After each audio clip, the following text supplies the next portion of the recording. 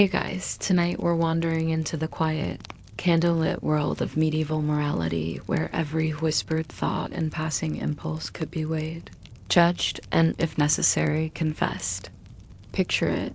You kneel on the cold stone floor of a tiny village chapel, the air thick with incense, and above you, painted saints with serious expressions stare down like they know exactly what you were dreaming about last night. Behind closed doors and beneath woolen blankets, people in the Middle Ages still loved, longed, and misbehaved, but their world came with rules. Not just rules of the land, but rules of the soul. And tonight, we'll trace those rules, the invisible threads that bound intimacy in silence, ritual, and sometimes outright fear. So before you get comfortable, take a moment to like the video and subscribe, but only if you genuinely enjoy what I do here. As always, let me know in the comments where you're tuning in from and what time it is in your corner of the world. Now, dim the lights, maybe turn on a fan for that soft background hum, and let's ease into tonight's journey together. You start, of course, with sin. Not sin as a wild, rebellious thing, but sin as a daily shadow, something so close it might as well be stitched into your clothes. The church taught that even the desire for pleasure could corrupt the soul.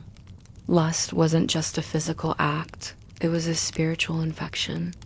One wandering thought, one tempting dream, and suddenly you needed confession.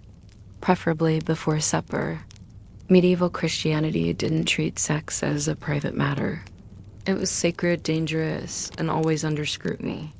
Even within marriage, intimacy was expected to follow divine instructions. No improvising, no joy for joy's sake. In fact, the holiest married couples were those who eventually gave it up altogether. Still, people were human. They touched, flirted, and occasionally ignored everything the priest said on Sunday morning. But the church, determined to keep everyone on the narrow path, created a dizzying web of restrictions. When, how, why, and with whom.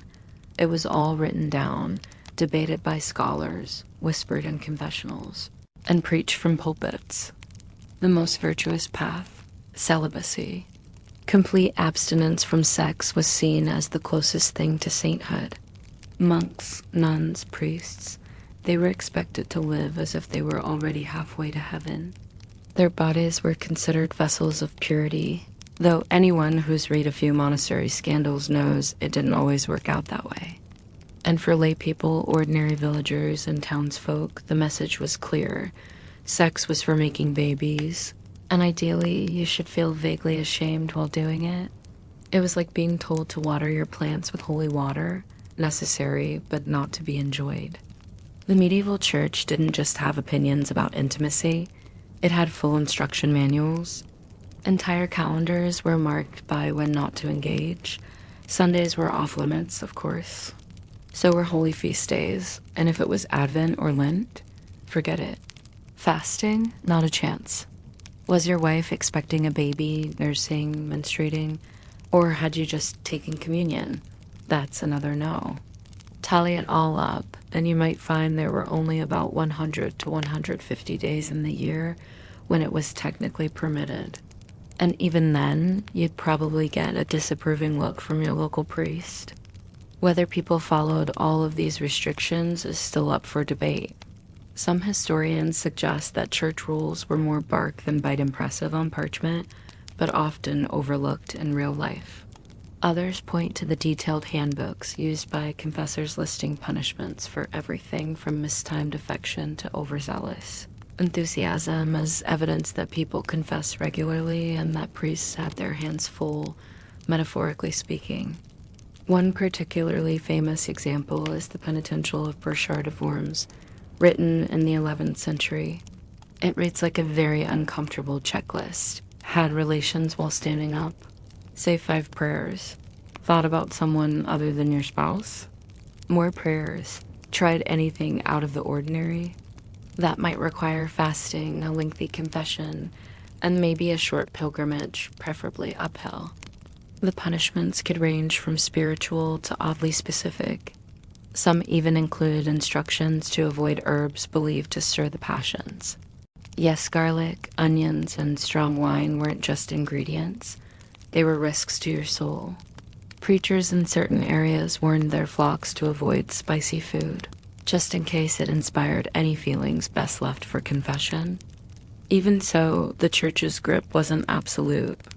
Human nature has a way of sneaking past the gates. Love notes were tucked between bales of hay, hands brushed during market day. Courting couples would linger a few extra minutes at the village well, hoping no one was watching. And from time to time, priests themselves jotted down the more unusual confessions they received, always anonymously, of course. There's the story of a woman who seduced her husband during Lent, claiming she only did it to stop him from sneaking off to the tavern. Or the shepherd who admitted to dreaming about a saint and waking up unsure if it counted as a sin. Some medieval beliefs were even stranger. Certain church texts warned that intimacy during a dangerous phase of the moon might lead to odd consequences, like children born with crooked limbs or an unstoppable urge to dance. It's unclear which was considered worse. Still, beneath all the rules and rituals, ordinary people kept living their lives. They loved, stumbled, made mistakes, and learned. They sang quiet songs, told teasing jokes by firelight, and found ways to connect in a world that often told them not to. The church painted an ideal, a world where restraint reigned and purity led to paradise. But behind closed doors, in candlelit kitchens, or under heavy woolen blankets, the real stories unfolded. Not perfect, not saintly, just human. And so tonight, as you settle into your bed, picture that in-between space, a stone house, a quiet room, the scent of smoke and wax in the air. Outside, someone walks home from confession. Inside, someone else dreams quietly, perhaps of a love they're not supposed to mention. You wake up on a Wednesday, hoping for a simple day. Maybe a little bread, maybe a little ale, and maybe, if the mood's right and your spouse isn't annoyed at you for snoring through matins, a quiet roll in the hay, but not so fast. Because in the Middle Ages, your sex life isn't just between you and your partner. It's tangled up in the church calendar, like a goose caught in a fishing net. The rules, complicated. The expectations, confusing. And the mood, dead on arrival. The church didn't just frown upon casual intimacy. It devised a full-time schedule of when not to do it. You weren't supposed to engage in sexual relations on Sundays, on Fridays, or on Wednesdays. Then toss in the biggies: Lent, Advent, Pentecost week, the 12 days of Christmas, and, depending on where you lived, a hefty assortment of saints' feast days. That leaves what? Tuesday at 3:30 p.m., and only if you're already in bed and feeling blessedly indifferent about the whole thing. By the time you subtract all the holy days, fasts, vigils, and not tonight, I have plague excuses. Scholars estimate that only about 1/3 of the year was technically open to marital relations. Even then, there were behavioral guidelines to remember: positions, timing, intentions, and even what day of the week it was could all influence whether you were racking up grace or dragging your soul toward damnation. Why all the rules? Because the church believed sex was only ever meant for procreation, and even then, only under certain spiritually sanitary conditions. The pleasure part was considered unfortunate, distracting, potentially demonic, even. Many theologians describe sexual pleasure as a sort of regrettable side effect of reproduction, like sneezing when you stare at the sun. Unavoidable, maybe, but best not to dwell on. And when we say many rules, we really mean many. A 9th century penitential manual from the British Isles forbade sex during Lent, Advent, Whitsun week, all feast days, and on the eve of communion. But not just the eve, also the day after. You needed a holy buffer zone. Fast days were particularly strict. Not only could you not eat meat or dairy, but you couldn't, eat carnal meats either.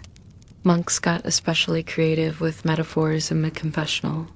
One Benedictine rule warns that to partake of flesh during Lent, either by mouth or by loins, is equally abominable. Can't wait for that to be embroidered on a throw pillow. It wasn't just about the day either, it was about the moment. Some manuals warned that sex in the morning was spiritually dangerous because you hadn't yet prayed. But sex at night wasn't great either, because you might die in your sleep afterward. Imagine waking up at the pearly gates mid-afterglow. Awkward. There were even rules about where to do it.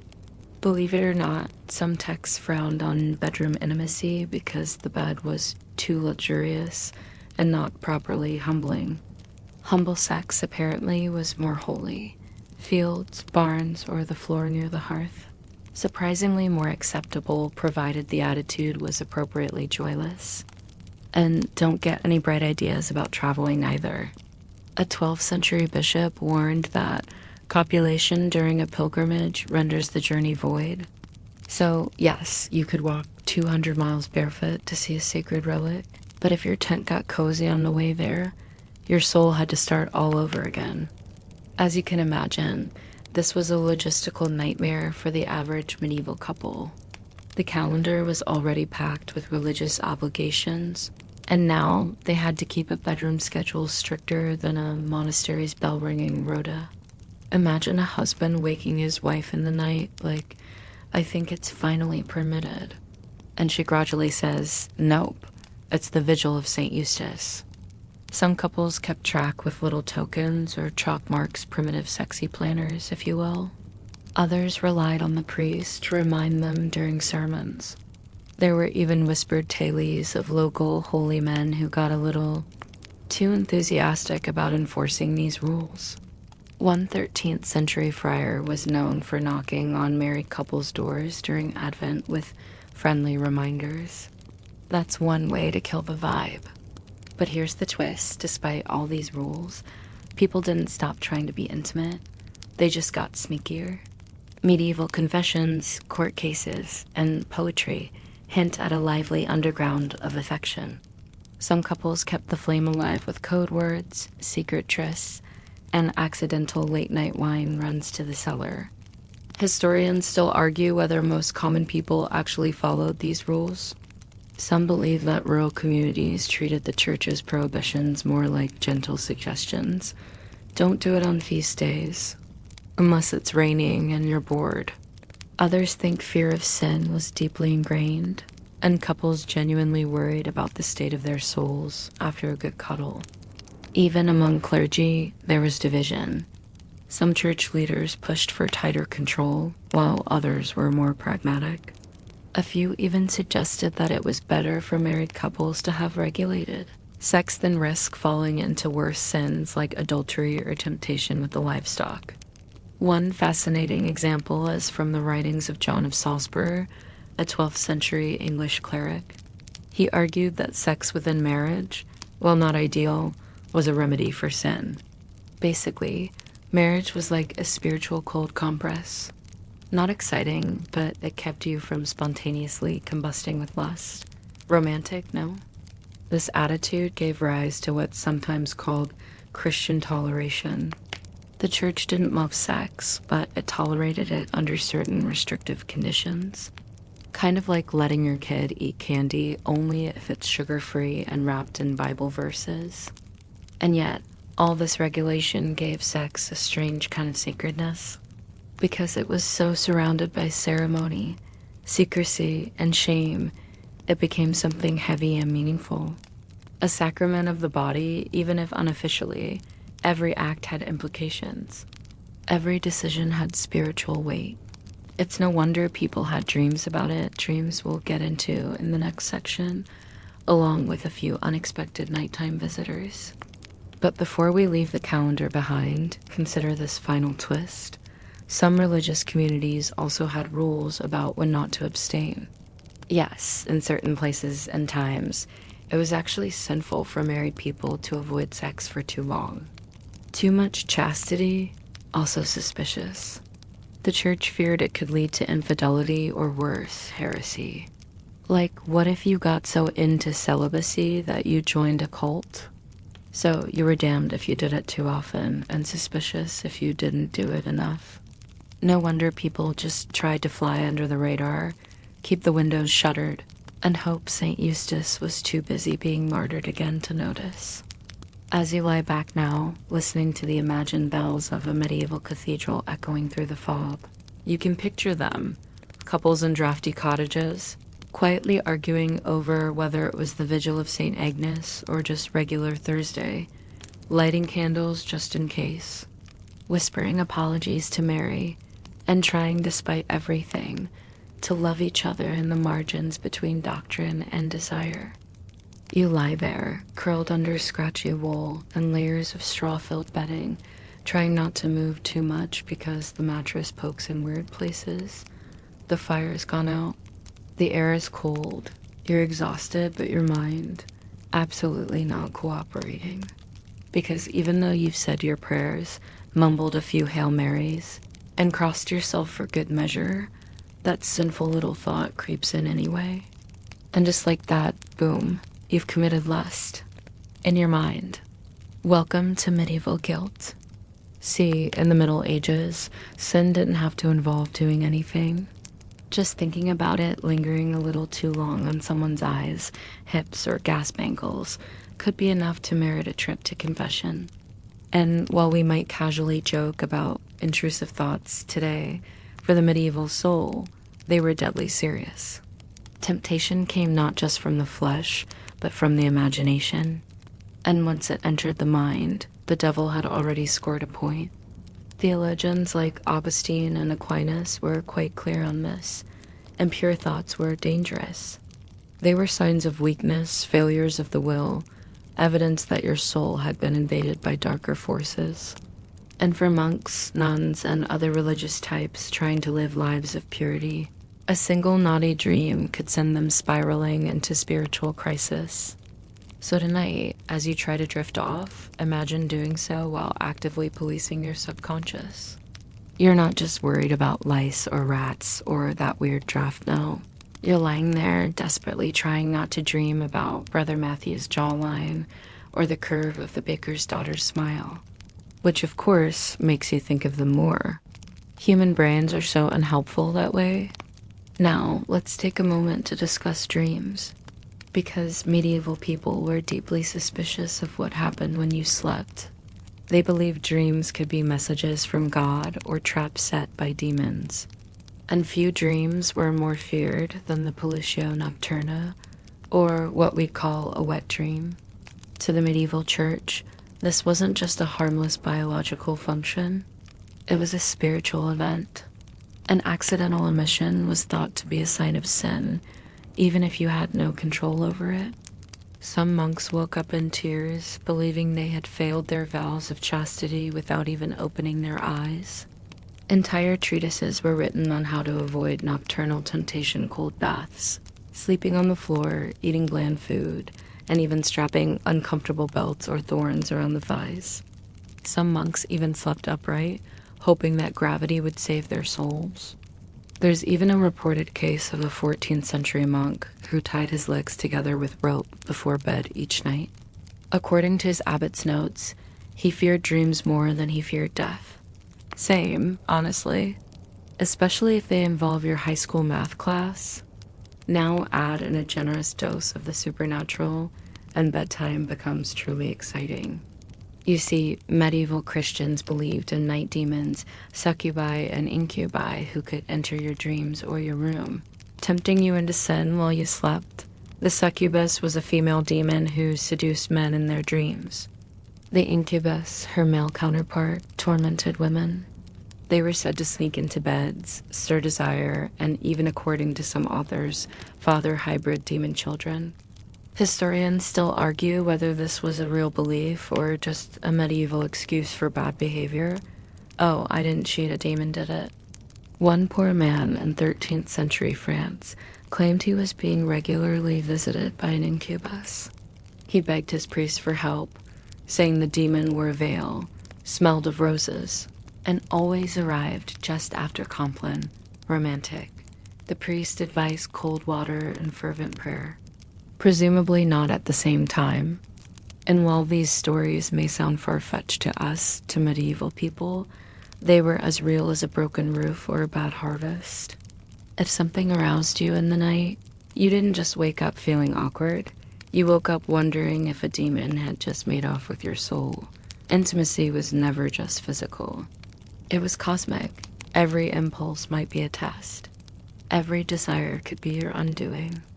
But here's where things get even stranger. Some saints were praised for their ability to resist temptation in dream stories, a band of holy men and women fighting off seduction in their sleep, battling not just thoughts, but full-on hallucinations. One female mystic reportedly saw Christ appear to her wearing only a crown of thorns and, well, nothing else. She resisted, barely. God was apparently testing her. And then there were the manuals, the church's handy little guides to policing your thoughts. Priests were advised to ask specific questions during confession. Have you imagined lewd things? Did you entertain the thought for more than a moment? Did you enjoy it? Some went so far as to ask whether the sinner had pictured known individuals. That's right, your fantasy life was up for pastoral review. And now, there was no privacy policy. Of course, not everyone agreed on the severity of all this. Some theologians, particularly those writing in the later Middle Ages, tried to offer a gentler view.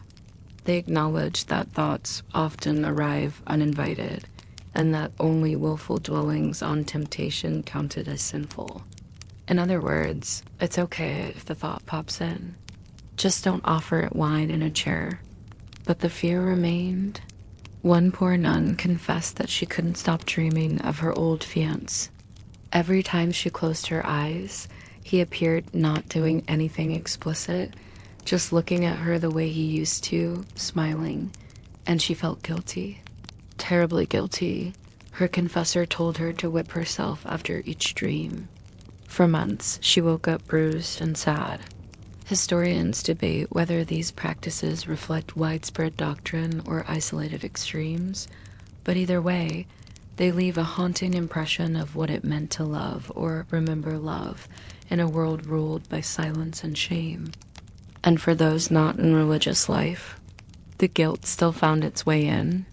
Laypeople were taught to confess impure thoughts regularly, to avoid idle daydreaming, to resist even the briefest of pleasurable memories. One popular sermon warned that to recall the warmth of a former embrace is to welcome sin anew. A bit much, but okay. Still, people found ways to live with it. Some scholars note that medieval literature, romance tales, folk songs, fabliaux offered an escape hatch. In stories, knights fell in love, women flirted, and everyone seemed to sigh a lot under moonlight. These fantasies, while technically naughty, were often tolerated as long as they stayed fictional. It's like medieval people needed a separate mental folder. Real life equals repressed. Stories equals spicy. It's comforting in a way. Proof that even when the rules tightened, the imagination found a way to stretch. So tonight, as you drift off under your imagined thatch roof, maybe you let one thought linger, just for a moment. A remembered glance, a warm breath on the back of your neck, a whisper through the rushes. You'll confess it in the morning, or maybe not, because even in the most tightly bound minds, the softest sins still slip through. You wake up stiff and guilty, not because your soul is burdened, though probably that too, but because medieval beds weren't known for their orthopedic support. And this morning, there's a second problem. It's your wedding night, or at least it was. Now, in the early gray light, it's time for the church and possibly your in-laws to rate your performance. Welcome to the blessedly awkward world of medieval Christian wedding nights. Now, don't get excited. If you're imagining satin sheets and candlelight, you're about 6 centuries early.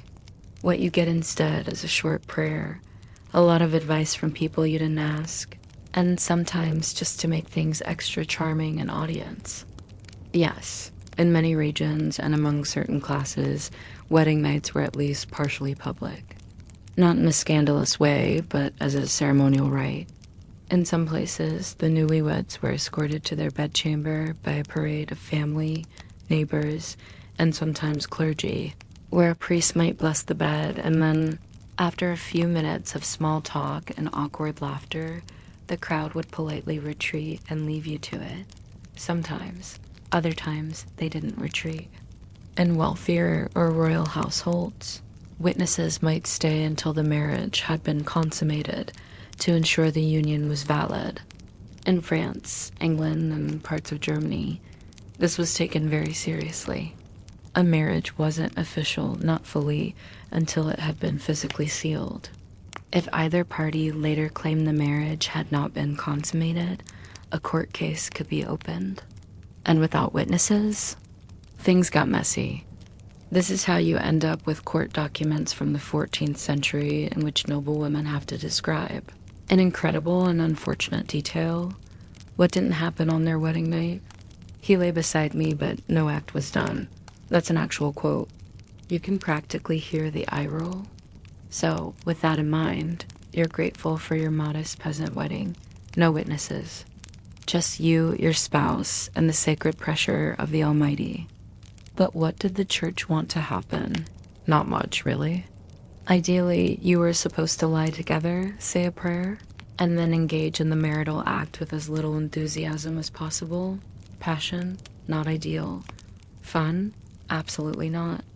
If a couple actually enjoyed the experience, some theologians believed it diminished the sacrament. Aquinas famously wrote that sex, even within marriage, should be approached with shamefastness. So romantic. Medieval sex manuals, yes, they existed, are a genre unto themselves.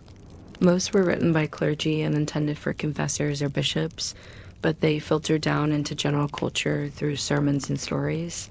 And the advice? Let's just say it wouldn't make the bestseller list today. One 12th century guide warned couples to avoid sex during storms, eclipses, or particularly bright moonlight, lest the child conceived be born nervous or strange. Another manual insisted that couples must pray before and after, and should avoid too much eye contact. One priest advised married men never to remove their shirt during intimacy, as it incites vanity.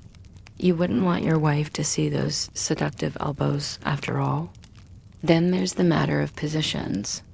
Church teachings were surprisingly specific.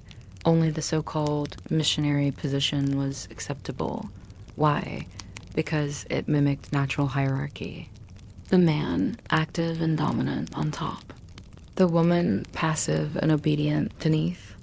Any variation suggested rebellion of the flesh, yes, but also of divine order. Other positions were labeled sodomitical, regardless of whether sodomy had anything to do with it. And we do mean any variation. From sideline to standing to sitting, each carried spiritual risks. Not because of physical discomfort, but because they were seen as expressions of lust. And lust, even in marriage, was suspect.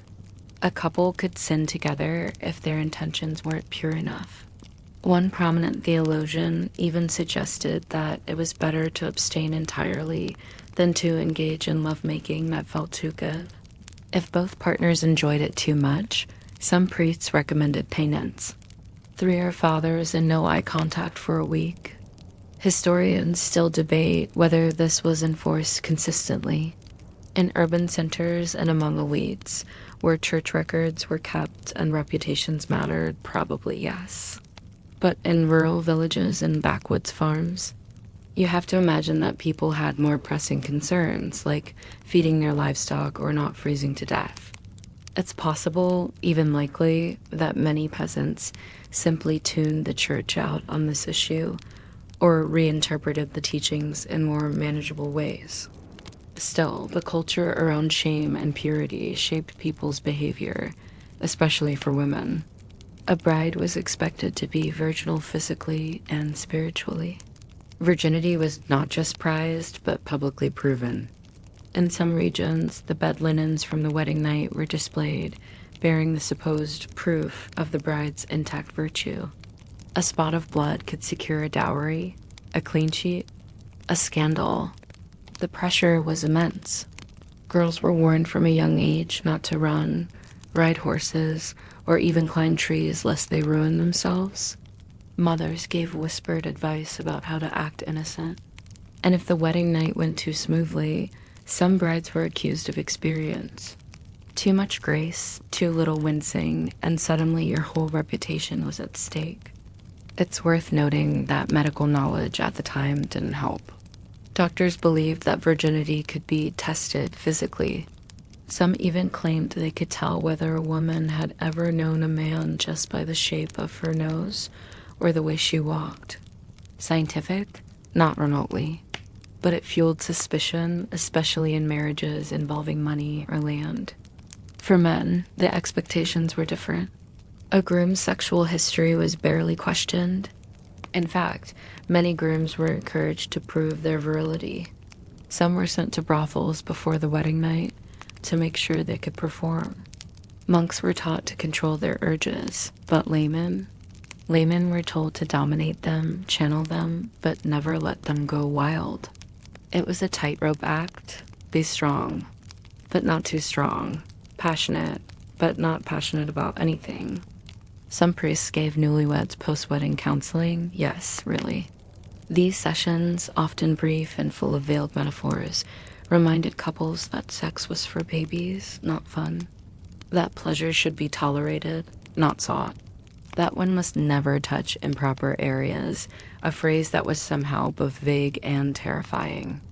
And if you violated any of these guidelines, the penances varied. Confession, of course, abstinence for a while, prayer, fasting. In extreme cases, especially if the act had any element of what was deemed unnatural, you might be denied communion. Public humiliation wasn't off the table either. There's a recorded case from 1321 of a couple in Italy who admitted rather sheepishly to trying a certain act learned from travelers. They were made to do penance in front of the parish with ashes on their foreheads and bare feet in the snow. The locals talked about it for years, and yet love still bloomed. Despite all the rules and restrictions and stern-faced priests, couples found each other. They touched, they whispered, they laughed in the dark. The wedding night, for all its pressure, was still a moment of human connection, one that defied doctrine just by being tender. You imagine it now, two newlyweds under linen blankets, candlelight flickering, hushed voices behind a shuttered window. Outside, the village is quiet. Inside, something sacred unfolds not because the church blessed it, but because two people reached for each other in a world designed to keep them apart. The next morning, of course, there might be questions. Did you pray first? Was it done correctly? Was there blood on the sheet? But for a few hours in the night, those concerns fade. All that remains is breath, warmth, and the old, undeniable pull of closeness. You wake up in the soft straw bed of a modest village cottage, the light slanting in through the wooden slats, dust swirling like lazy spirits in the air. But in the corner of the room, beyond the hearth, there is a small chest. You've seen others like it locked tight, often hidden. Inside, secrets. Often written ones. And occasionally, those secrets were surprisingly explicit. You might not expect it, but some of the earliest medieval erotic literature wasn't written in hushed rebellion.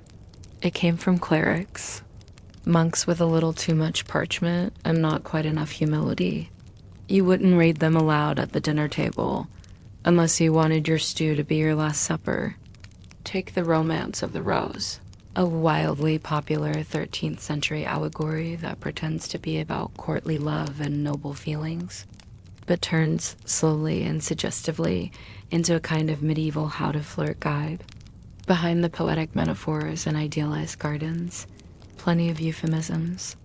And if you've ever wondered how many ways you can describe anatomy using flowers and towers and walled gardens, well, medieval authors were surprisingly creative. Historians still argue whether this literature was intended as satire, celebration, or subtle rebellion. Some scholars point out that the church never fully banned such text, though certain bishops definitely raised an eyebrow or two. Others believe these writings were tolerated precisely because they wrapped desire in allegory coded, symbolic, deniable. But not all love was poetic. In the real world, medieval courts were flooded with disputes involving broken engagements, accusations of seduction, and the ever-complicated question of consent. Church law recognized that consent was essential for a valid marriage. Both parties had to say, "I do," or at least nod in the right direction. But proving what was freely given versus what was coerced, that got murky fast. There's a 12th century case from York involving a young woman who claimed she'd been promised marriage by a local merchant's son. They'd shared a bed, spoken vows privately, even exchanged tokens. But when his father arranged a more profitable union, the son denied everything. She took him to the bishop's court and won. Her testimony, backed by local gossip and the scrap of embroidery he'd given her, was enough. He was ordered to marry her, or else pay a very public penance. In these courts, details mattered. Had witnesses heard the promise? Was there evidence of shared meals or sleeping arrangements? Did the woman act modestly afterward, or was she seen laughing in the market? It was less a trial of facts than of reputation. And women, more often than not, bore the weight of proof. Still, some women used the system to their advantage. There's the tale half true, half oak tale of a clever washerwoman in Florence who lured a nobleman into proposing with a forged letter and a faked witness. He denied her in court. She responded by dramatically producing the ring he'd given her and reciting their private vows in Latin. The judge, reportedly impressed, ruled in her favor. The nobleman was shamed into the marriage, though one suspects the washerwoman had more wit than she let on. And then there's the bawdy undercurrent that never quite disappeared. Jokes about friars and farmers' daughters. Songs whispered during harvest festivals. The famed fabliaux of France Short, dirty tales told by wandering minstrels that poked fun at bishops, nuns, and cheating spouses. One popular story tells of a dim-witted priest tricked into blessing a woman's behind because he thought it was her forehead. The moral? Never trust a lusty priest or an opportunistic peasant. Even the church, for all its rules, seemed to understand that laughter had its place. Priests occasionally wrote about their parishioners' bedroom follies in the margins of religious texts, small doodles, snide comments, the occasional "God help him," next to a particular livid confession. A kind of divine eye roll. But the real tension wasn't in the literature or even the jokes. It was in the double standards. Men were allowed, even expected, to misbehave a little. A nobleman caught with a mistress might face a slap on the wrist. A peasant woman accused of the same? Public shame, possible exile, or worse. And yet, the human heart kept pushing back. Through letters, secret meetings, and whispered prayers for forgiveness that were often followed by, well, repeat offenses. You picture a stonemason, hands rough from the quarry, carefully carving a tiny heart into the underside of a chapel bench hidden, but there forever. Or a young woman stitching a lover's initials into the lining of her apron, where only she would know. These weren't acts of defiance, not entirely. They were acts of remembrance, of warmth. There's even a preserved letter rare, and beloved by historians, from a 14th century German woman to her husband, written while he traveled. She scolds him for not writing more often, jokes that the chickens miss him, and adds, "I sleep on your side of the bed, so I do not forget the shape of your body. It's not poetry, it's real."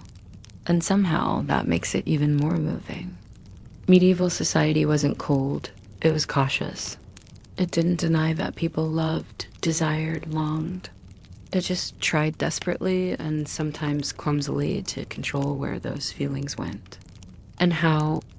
So tonight, as your eyes grow heavy and the edges of the room blur, imagine slipping through a village festival, lanterns glowing, songs rising. Two people ducked behind a barn, hands brushing, laughter stifled. Their world is strict, full of sermons and scrutiny, but for one stolen moment, they're simply human. As the village sleeps, far across the countryside, torches flicker behind the stained glass windows of a manor house. Here, the rules were different, or at least easier to bend.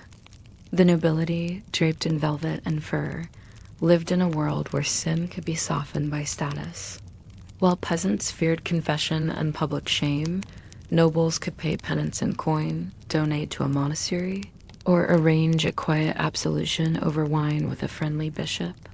Sex for the upper class was both a privilege and a weapon. Marriages were political, bodies were bargaining chips.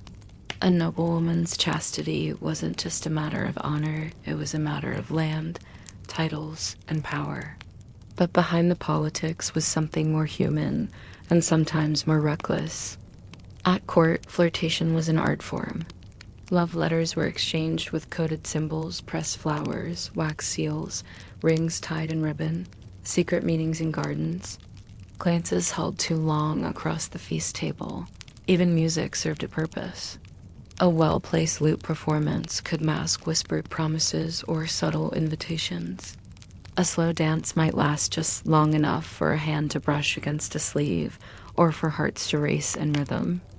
Eleanor of Aquitaine, Queen of both France and England, famously presided over courts of love, where noble women judged the romantic disputes of knights and poets.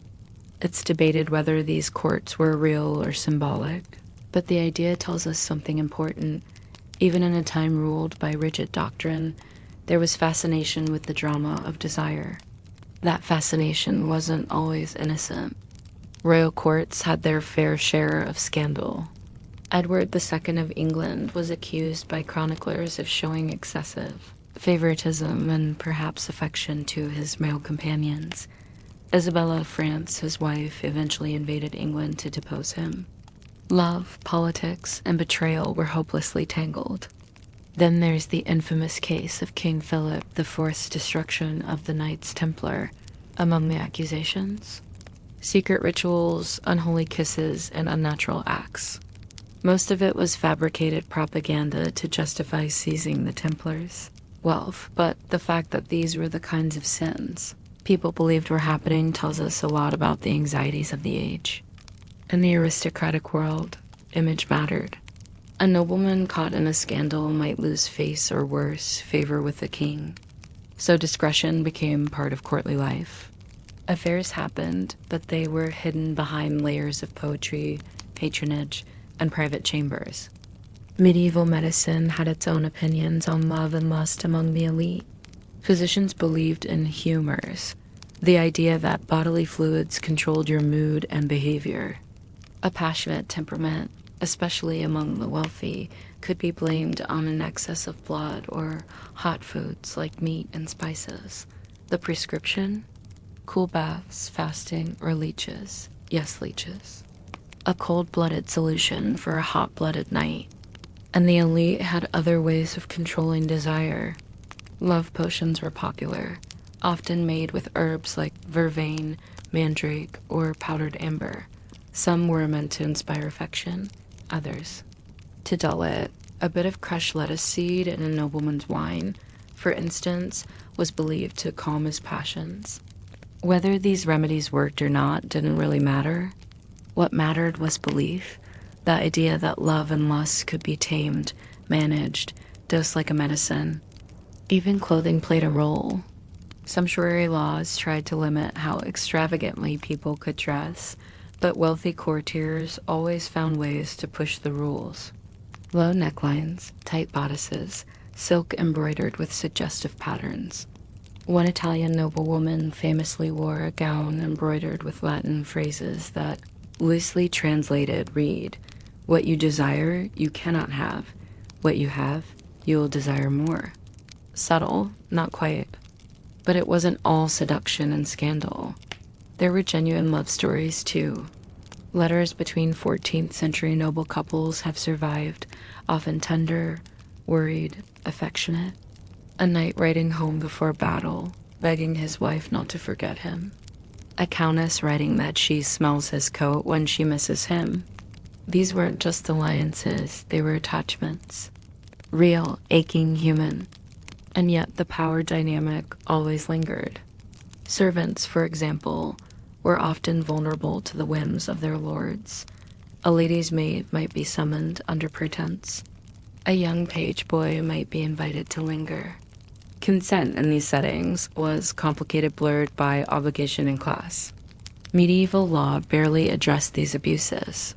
They were whispered about, perhaps punished quietly, but rarely spoken of in courts or sermons. Art from this period reflects the contradictions. On the one hand, illuminated manuscripts featured chaste saints and serene Madonnas.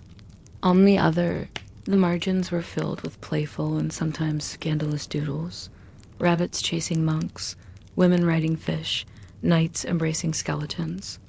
The official message was purity, but the unofficial one? People were curious, imaginative, maybe even bored. Then there were the masks. During feasts and festivals, the upper class often wore disguises literally. Masquerade balls became a place where social rules relaxed. A noblewoman could flirt with a stranger. A baron could slip away with a veiled guest. Of course, everyone usually knew who was who. But the illusion allowed a certain freedom, a moment of pretending, a breath away from consequence. Still, nothing lasted. The masks came off. Morning arrived. Confessors returned to their pulpits. And everyone, noble or not, had to face the reality of what was permitted, what was forgiven, and what would be remembered. As you drift now, imagine that manor house again. The candles flickering lower, the embers glowing in the hearth. Behind one heavy curtain, a lady quietly reads a letter, fingers tracing faded ink. Behind another, a squire tucks a token into his tunic before returning to the barracks. There's music, but it's softer now. There's desire, but it's wrapped in silk and shadow. The rules haven't vanished, but for a few stolen hours they've loosened. And in that fragile space between power and longing, between wealth and want, the elite have always found ways to dream. Even if no one was supposed to know. You're sitting on a worn wooden bench in the side nave of a stone church. The candles flicker low, shadows stretching across the floor like silent fingers. The air smells of incense and old secrets. Outside, the village settles into sleep. But inside these thick walls, power doesn't sleep. It whispers. Because while the church preached restraint behind those walls, temptation slipped through cracks in the stone, along with ambition, jealousy, and desire.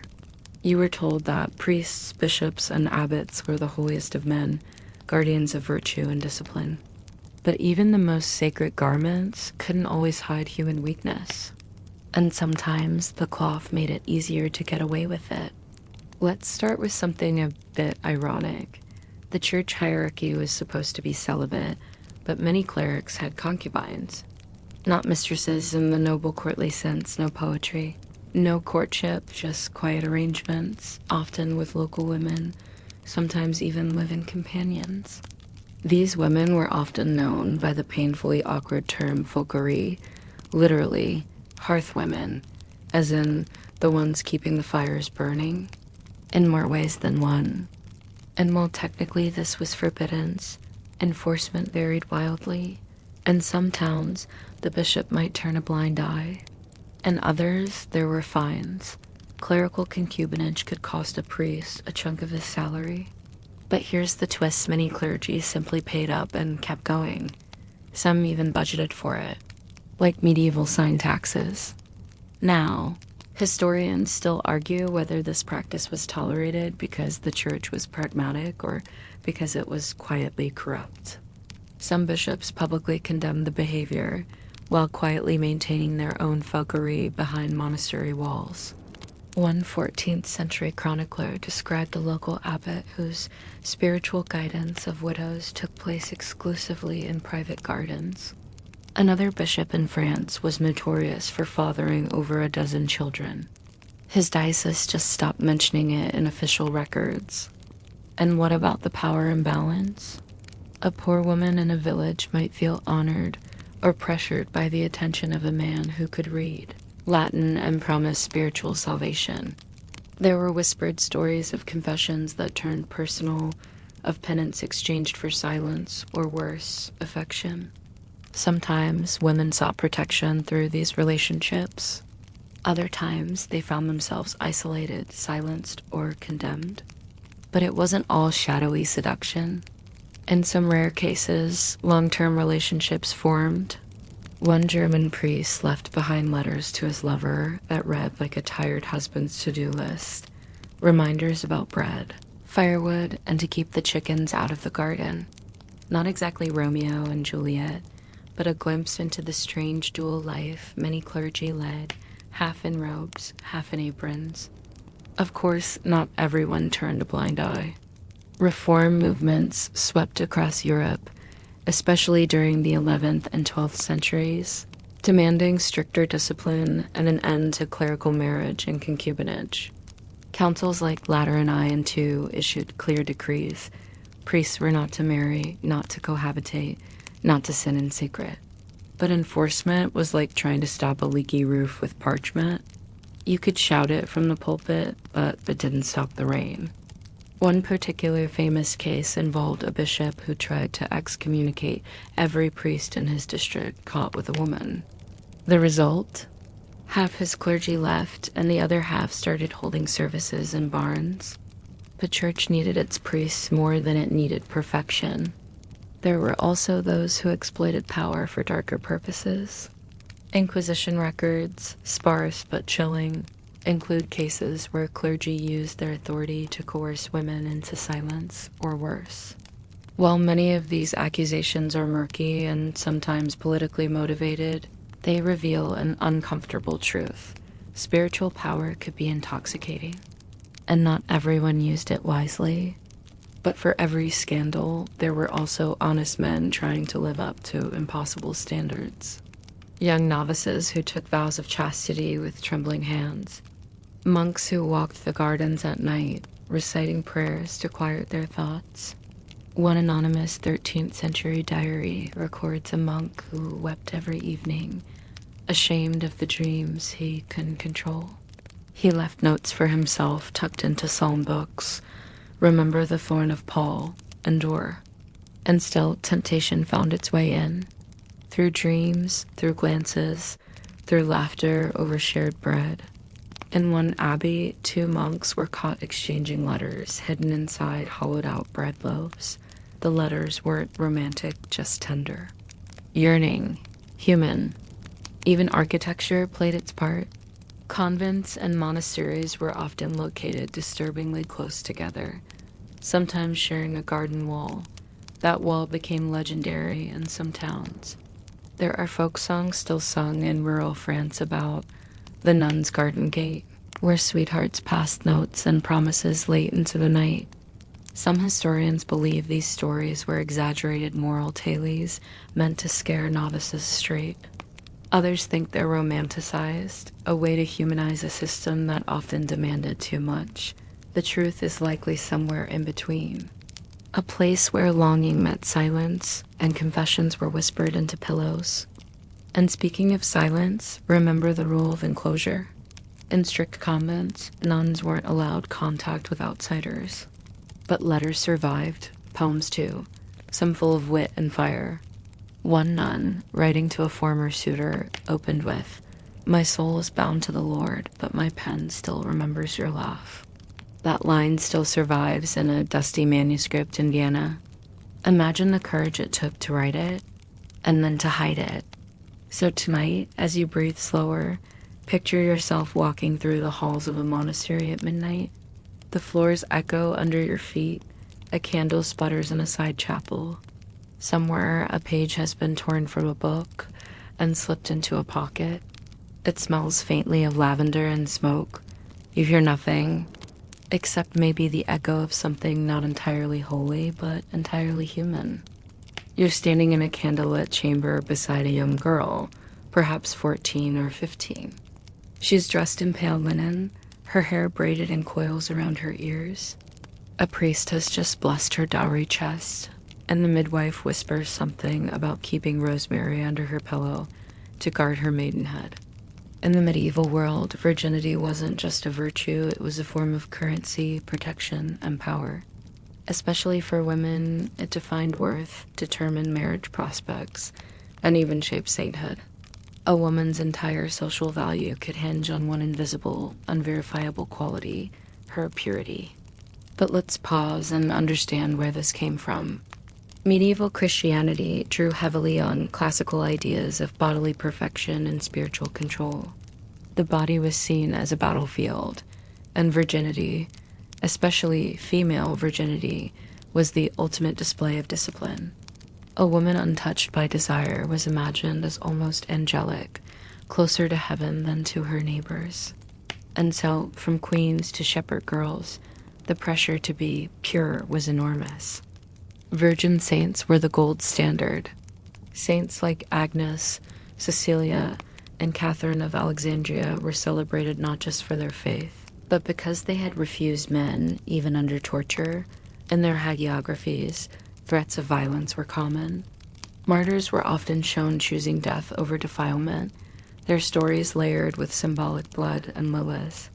Entire paintings, chants, and feast days revolved around their refusal. They weren't praised for surviving. They were praised for dying still untouched. And here's the twist. These virgin martyr stories weren't just religious. They filtered into culture, poetry, law, and even medicine. The female body was thought to physically change after sex. Some medical texts claimed a girl's voice would deepen. Others described invisible signs that midwives could check for. The hymen became a near mythical structure, despite the obvious biological inaccuracies. This obsession led to rituals. In some regions, brides underwent inspections by older women, sometimes right before or after the wedding night. Bedsheets were watched. Bloodstains became a grim form of proof. If there weren't any, explanations had to be made. She must have fallen on a rock, some women claimed. Others quietly bribed servants to pour chicken blood on the linen. For upper-class women, this scrutiny was brutal. Noble marriages were often political, and the bride's purity had to be unimpeachable. A rumor could ruin alliances. In one court case, a young lady was publicly humiliated after her husband claimed she hadn't bled on their wedding night. A panel of midwives and monks was assembled to investigate. The result? Official confusion and lifelong shame. But for peasants, things were murkier. Life was messy. People lived in close quarters, worked side by side in the fields, and festivals were often raucous. Premarital intimacy did happen, and while frowned upon, it wasn't always punished unless pregnancy revealed it. In many villages, informal trial marriages were quietly accepted. A couple might live together for a while before deciding to wed. As long as things ended in matrimony, the church sometimes looked the other way. Still, for women who didn't marry, whether by choice or circumstance, the expectations remained heavy.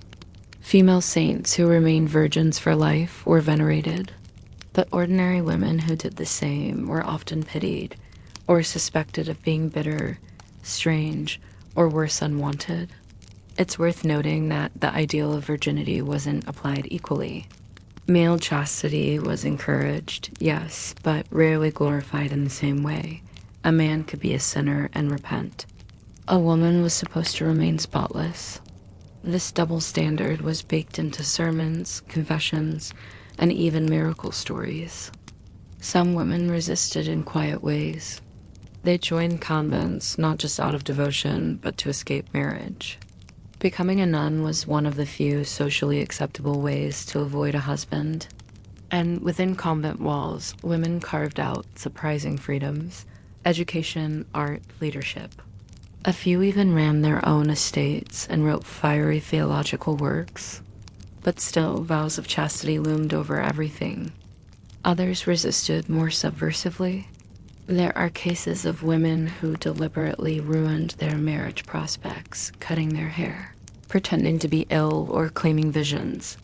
One young girl in Italy reportedly smeared ash on her face and claimed to be cursed, just to avoid being wed to a man twice her age. The records don't say whether it worked, but they do note her unusual piety. And then there were women who chose their own partners in secret or defiance. Love letters still survive, smuggled in the seams of tunics or scratched into chapel pews. Some were passionate, others read like desperate plans. Meet me at the east gate. Bring the coin. I will say I fell while gathering herbs. Not every love story had a happy ending, but some did. And some of the most haunting medieval ballads are sung in the voices of girls who dared to follow their hearts only to find themselves judged, abandoned, or worse. The legacy of this virgin ideal is complicated. It shaped centuries of law, art, and culture. It dictated behavior. It justified punishment. And even now, echoes of it linger in how societies talk about women, bodies, and virtue. So tonight, as you drift into sleep, picture that quiet girl in the linen shift. She stares at the ceiling, wondering what her wedding night will bring. Outside, someone sings a lullaby about St. Agnes, but inside her chest, the questions are louder than the hymns. Is she ready? Is she afraid? Will it hurt? Will she still be good tomorrow? No one told her that purity isn't something that can be seen or stained. But maybe in the silence, she'll start to sense it. Her worth is not a she or a story, it's the breath in her chest, steady and alive. Picture a medieval cottage at dusk. The thatched roof smells of smoke, the fire's down to embers, and a woman tucks a sprig of rosemary under her mattress, not for scent, but to keep lustful spirits away. While the church dictated rules about when, where, and how sex was permitted, the people have their own set of beliefs layered in superstition, old pagan whispers, and generational advice. If religion was the law, then folklore was the fine print, shaping how medieval folk understood desire, pleasure, and punishment in their daily lives. One common belief was that the phases of the moon affected fertility, behavior, and even sign. Intercourse during a full moon? Risky. It might produce a child marked by lunar influence cross-eyed, overly lustful, or wild-spirited, as one 14th century healer put it. Some even believed certain moon phases would cause children to be born with webbed toes, or cursed with insatiable appetites. Dreaming of sex during a waning moon was seen as an omen of illness, especially if you woke up sweaty. Sleep, like the body, had rules too. Food played a surprising role in bedroom taboos. People believed some foods were aphrodisiacs, while others warded off temptation. Garlic, onions, leeks, wine, figs, mustard seeds, and even Elul were on the medieval "do not eat if you're trying to be holy" list. Some monks went so far as to ban spicy dishes entirely, worried they would stir the senses. Conversely, foods like cabbage, lentils, and cold porridge were thought to cool the blood. Cold baths, vinegar drinks, and even sleeping on hard straw were believed to help suppress desire. In some households, young women were forbidden from eating certain herbs altogether. Sage was fine, basil risky, and if a husband had a wandering eye, folk healers might recommend boiling ashes of a dove's heart in his wine to make him lose interest in other women. Spices, after all, weren't just for flavor, they were a form of protection or persuasion. The line between sin and possession was sometimes thin. People who experienced sleep paralysis or erotic dreams often feared they'd been visited by demons, incubi, or succubi who seduced the innocent in the night. If you woke up breathless and ashamed, it wasn't just a dream. It was a test from hell. To prevent such visits, people hung protective charms above their beds, crosses, carved wooden symbols, even wolf teeth or rabbit bones. Sleep was not just rest, it was spiritual vulnerability. Midwives and folk healers developed elaborate rituals for unbinding the womb or purifying a bed. In some cases, they'd tie herbs like St. John's wort into the bedposts or burn certain resins before weddings. It wasn't always clear whether the purpose was fertility or warding off demons or both. Touching yourself, forbidden. Thinking about someone while with your spouse, dangerous. Even kissing the wrong way could be labeled immoderate. But it wasn't just what you did, it was when you did it. Sex during religious fasts, feast days, Lent, Advent, or Sundays was strictly prohibited. Add lunar cycles, holy days, and the woman's state, and the medieval sexual calendar got very small very fast. Some records show married couples scheduling intercourse, like religious appointments carefully calculated around church events. But even when allowed, couples were advised to pray beforehand, avoid looking at each other too long, and not enjoy it too much. One monk warned that excessive fondness in the bedroom could cause children to be born with the soul weak or worse left-handed. Where rules and shame reigned, potions followed.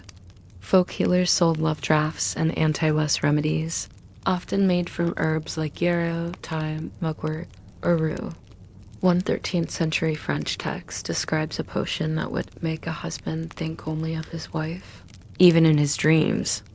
But some recipes turn dark: powdered toads, menstrual blood hidden in wine, or a piece of fingernail burned into food. These weren't officially sanctioned, of course, but they were passed down in whispers and practiced in shadowy corners of rural life. Birth control was both feared and used. The church condemned any attempt to spill seed or prevent conception, but that didn't stop women from passing down secret tricks. Wearing amethyst charms, placing certain stones under the bed, or drinking infusions of pennyroyal or tansy were popular methods. One belief warned that tying knots in a belt before intercourse could prevent pregnancy if the knots were made while reciting a specific prayer backward. Another involved swallowing ants and honey on the new moon. Whether these worked or not is irrelevant. They show how desperately people wanted control over their bodies in a world where biology was seen as divine decree. Breaking sexual taboos didn't always lead to public punishment, but the threat of shame was powerful. Girls who got pregnant before marriage were sometimes forced to carry stones through the village. Others were banned from church for months. Men were ridiculed in taverns, especially if the child looked like someone else. And then came the ghost stories. Tales of lovers who broke vows and were cursed to wander the earth, or children born out of wedlock, growing into wolves or witches. One Welsh legend tells of a girl who seduced a monk and died in childbirth. Her ghost was said to scratch at monastery doors for decades, begging for prayers. Despite the restrictions, people still laughed, flirted, and fell in love. Secret glances at market stalls, dances during harvest time, or hand-fasting rituals performed under the stars, all reminders that the heart doesn't always listen to doctrine. Even ballads from the era capture this tension: the girl who plucks herbs and dreams of her beloved, the boy who builds a ladder to her tower window. Between the herbs and hexes, between the saints and the curses, medieval people remained human curious, romantic, and sometimes delightfully disobedient. So tonight, as you drift off to sleep, imagine that quiet cottage again. The moon rises high, the fire dies down, and somewhere, a rosemary trim turns slowly on a string, half prayer, half protection. Because even in the age of saints and sermons, the body had its own stories to tell. You wake up to the scent of baked rye bread and beeswax polish. Morning light spills across a small wooden floor, illuminating the woven straw mat beneath your toes. You're a married man or woman living in a medieval village, and today is a feast day, which unfortunately means one thing above all: no intimacy tonight again. The medieval calendar was packed with holy days, more than 150 in some regions. That's nearly half the year marked off limits. Add Sundays, fasting periods, Advent, Lent, and those peculiar midweek saints' days, and you're quickly approaching a lifestyle where planning affection becomes more complex than crop rotation. Marriage, they told you, was noble, but keeping it sanctified was a full-time job. You begin to wonder if monks had it easier. The local priest has made his rounds this week, reminding households that abstaining on holy days is not just recommended, it's salvation insurance. And so couples nod politely, close their shutters at night, and do absolutely nothing. Or at least that's the official story. Historians still debate how deeply these restrictions were obeyed. On parchment, the rules are stark and plentiful. In reality, medieval people weren't robots, and life in a one-room cottage meant boundaries between the sacred and the sensual were often blurred. Babies were still born after all, and not always 9 months after a permitted window. The human heart, as ever, had its own calendar. Still, these rules left a deep impression. Couples often confessed with worry, unsure whether they'd remembered every blackout date. One surviving confession from a woman in 13th century France lists no fewer than 13 infractions over 3 years, most of them tied to feast days she hadn't realized were off limits. The priest, for his part, gave her extra prayers and told her to keep better track of her church's calendar. It was penance through paperwork. Some of the more devout tried to navigate the rules with legalistic creativity. For instance, certain texts suggest that intimacy on a restricted day wasn't sinful if it happened by accident. That is, if you forgot it was St. Mildred's feast or miscounted the days of Lent, one wonders how often this forgetting became a kind of plausible deniability. Oh no, was that yesterday? Might have spared more than a few couples from harsher penances. Then came the bizarre loopholes. In some dioceses, bishops offered relaxed restrictions for nobles, arguing that their special duties required them to stay physically and emotionally bonded to their spouses. Kings and lords, after all, couldn't afford to be grumpy or distracted by long stretches of abstinence. A moody baron was a risky baron. This class-based flexibility annoyed parish priests but was rarely challenged. As usual, the rules were strictest for those who couldn't afford to break them. But beyond official prohibitions, a quieter set of expectations hovered around marital intimacy. According to popular belief, it wasn't just about when, but how. The church, ever eager to direct private lives, didn't stop at dates. Manuals urged couples to act with solemnity and restraint, even during sanctioned times. Joyful behavior, especially laughter or playful touches, was frowned upon.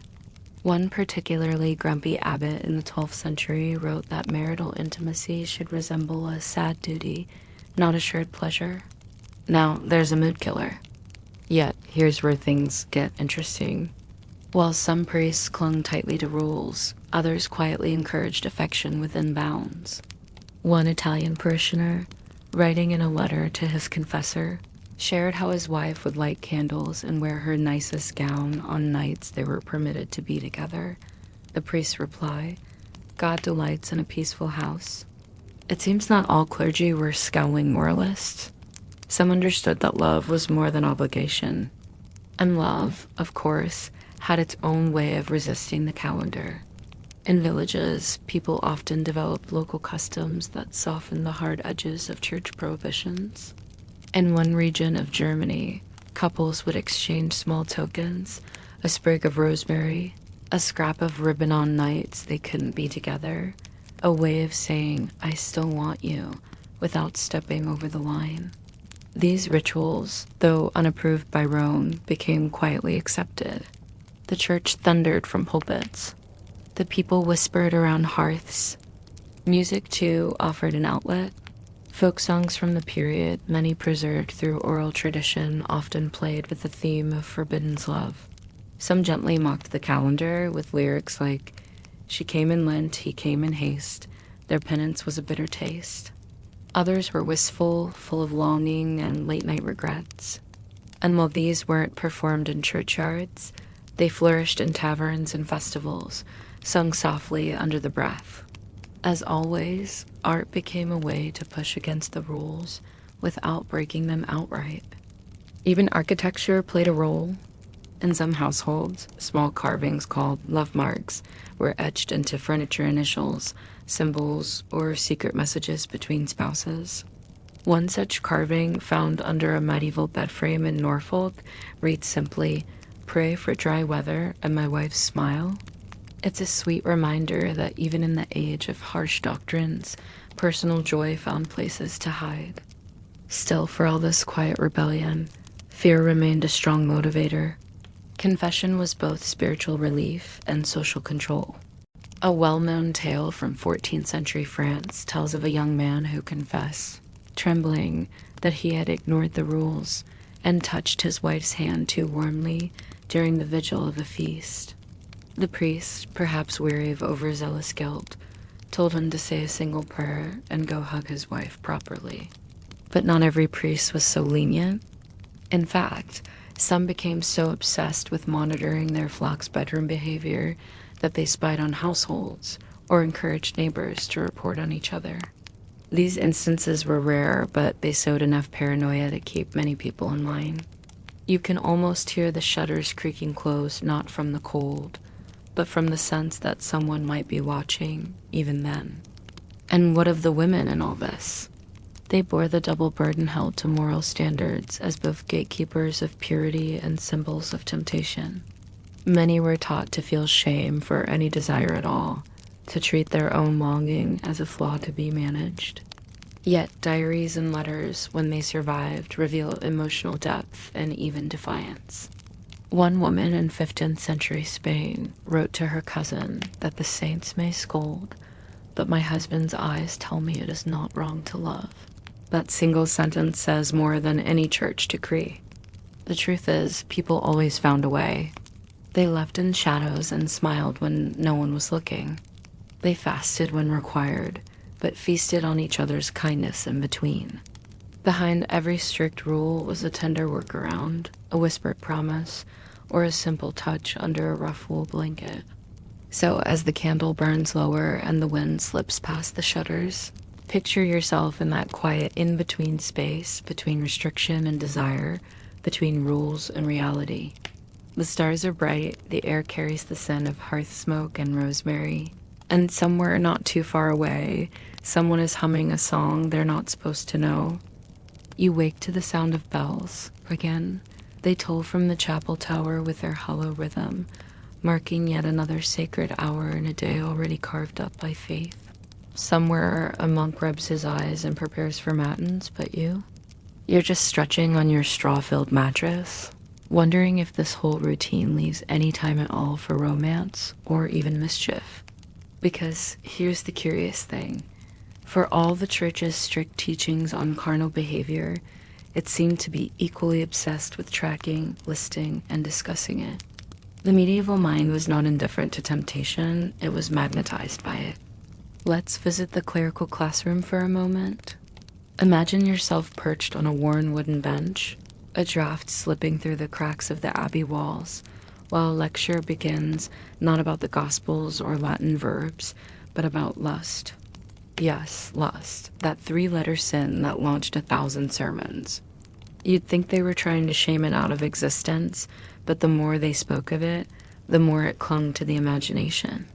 Teachers and theologians wrote long, detailed works on the topic treatises that cataloged every form of desire, every possible mistake a soul might make in the privacy of their thoughts. One of the most famous of these was Peter Lombard's Sentences, a theological textbook that found its way into universities and monasteries across Europe. It didn't shy away from sex, it studied it with scholastic rigor. Lombard pondered whether marital relations could be sinful even if performed for procreation. He questioned the morality of desire between spouses. He wrestled with whether a husband who found his wife attractive was somehow already in trouble. No wonder students copied these pages by candlelight, their eyes squinting in the dim glow, occasionally glancing around as if someone might catch them reading about the sin of inordinate pleasure. Historians still argue whether these theological debates were mainly intellectual exercises or if they shaped how clergy approached confession and penance. What's clear is that many church leaders believed no thought was too small to judge. Even your dreams could be suspect. Some monks kept journals detailing their nocturnal temptations and treated them as spiritual failings. One particularly anxious friar wrote that he dreamt of a red-haired baker's daughter from his childhood village and immediately fasted for 2 days out of guilt. Medieval spirituality didn't stop at the bedroom door. It floated in, sat down, and took detailed notes. And yet, amid all this suspicion of pleasure, the body remained an unavoidable fact. It sweated, it ached, it hungered, and sometimes it loved. Clerics, no matter how high-ranking, were not immune. Secret affairs between priests and widows occasionally came to light, though they were spoken of in hushed tones. There's even the tale, likely apocryphal, but persistent, of a bishop who tried to exorcise his own lust by sleeping with nettles under his robes. Ouch. Unsurprisingly, the church eventually issued practical reminders about the dangers of excessive self-punishment, which in some cases led to injury rather than holiness. This contradiction between lofty ideals and human realities played out not just in monasteries, but across entire communities. There were parish priests who preached chastity on Sundays and then quietly maintained relationships behind the sacristy curtain. There were rural bishops who turned a blind eye to local customs, understanding that their flock might not abstain during feast days or follow the exact calendar of forbidden times. Confessionals became pressure valves where guilt was managed like a ledger. Commit, confess, perform penance, reset. One priest even wrote in his notes that he could predict when certain villagers would return, usually after market day or a particular festive saint's feast. You overhear more than you should in a village like this. Gossip travels faster than grain. There's the blacksmith's apprentice who blushes whenever the miller's daughter walks by, and the widow who keeps too much perfume for someone in mourning.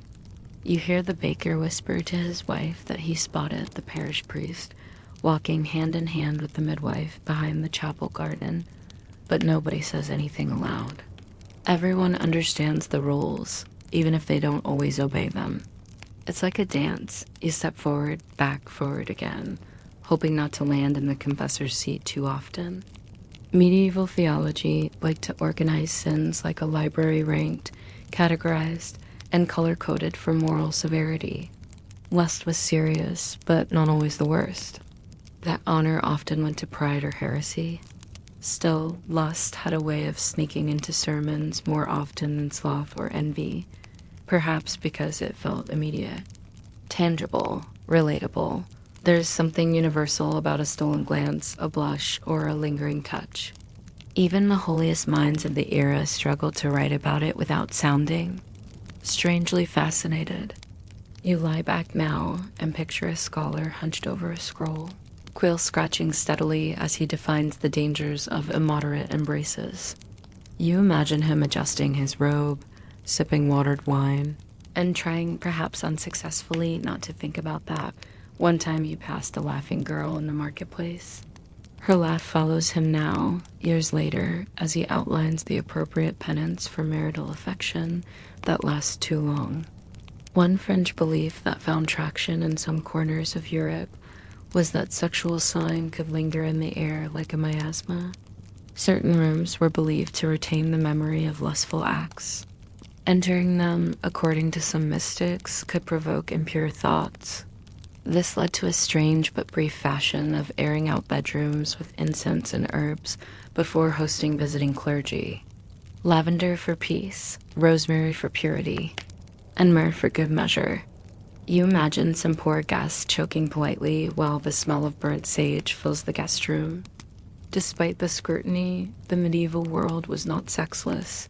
It was full of longing, affection, and covert tenderness. Lovers met in barns, behind hedgerows, during long walks after vespers.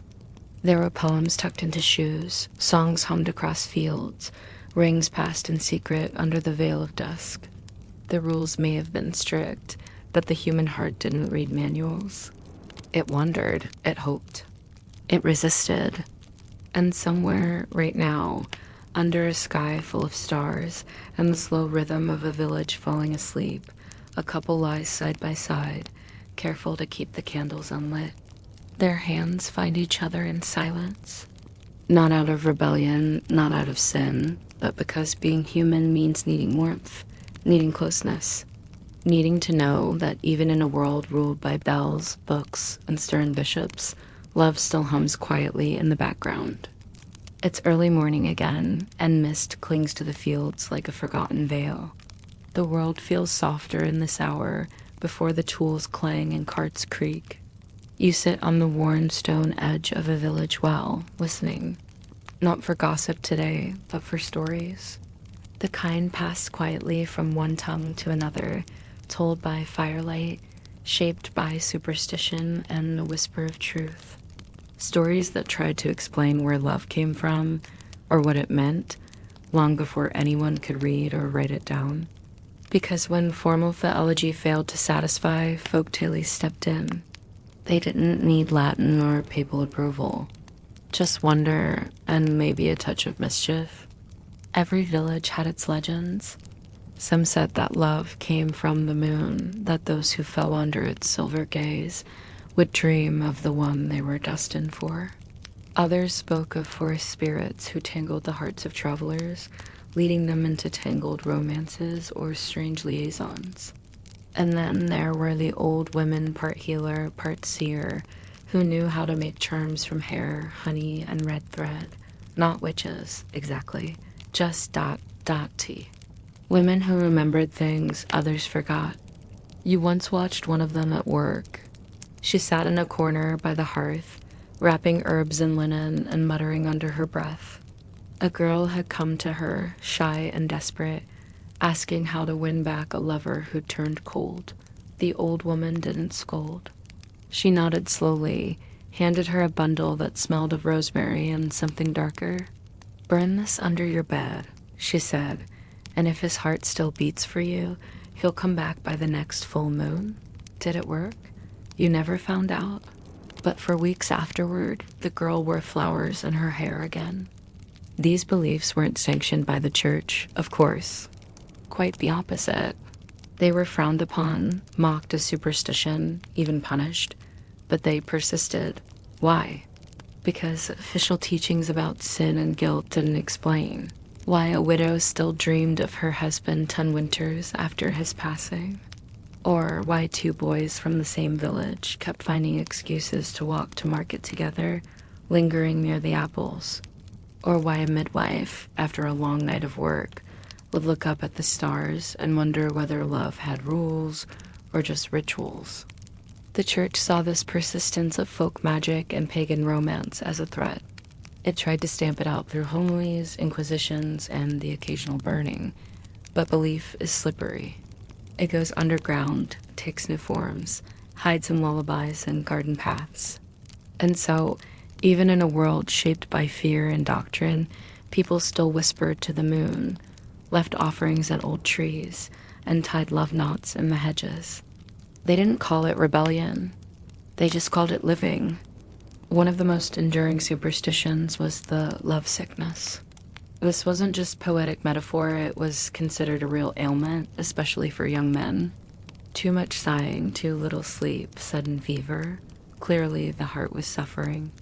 Medieval physicians would prescribe music, walks, and even certain diets to cure it. Some scholars claimed that unfulfilled love could damage the organs, drain the humors, and even cause madness. There are records of university students sent home due to romantic exhaustion, though whether they were genuinely afflicted or just dramatically smitten, we'll never know. This diagnosis found its way into courtly poetry too. Nobles and poets turned love into a noble suffering, something pure and painful. They composed long verses about ladies glimpsed through stained glass or knights longing for kisses that never came. Courtly love was a strange kind of game one that often placed the beloved on a pedestal so high she could never be reached. It wasn't about marriage or domestic bliss. It was about yearning, about feeling something so beautiful and unreachable that it almost hurt. And sometimes that was the point. Of course, outside the courts and scrolls, real people weren't always so patient. Peasants flirted at the spring. Lovers met under cover of hay carts. And sometimes desire simply got ahead of decorum. There were songs about this too cheeky, playful ones sung by shepherds and washerwomen, passed down without a single ink letter. If the church had its chants, the people had their ballads. One such song tells the story of a girl who tricked a friar into giving her confession behind the mill.